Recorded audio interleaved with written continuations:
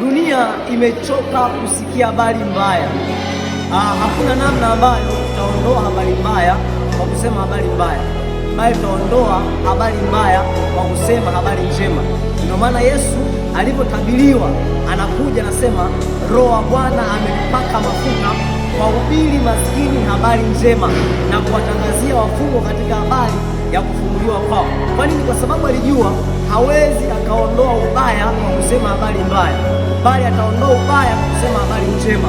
Kwa hiyo kuna mambo ambayo unaweza kuwa umefanya, badala ya kuwa na hukumu kuna uhuru, badala ya dhambi au utumwa wa dhambi bali kuwa huru. Maana Yesu anasema siwaiti tena watumwa bali rafiki. Amen.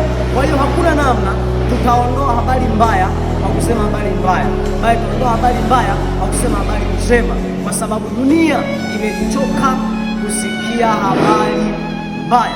Vijana tusimame, vijana tuamke kwa habari ya kutangaza habari njema.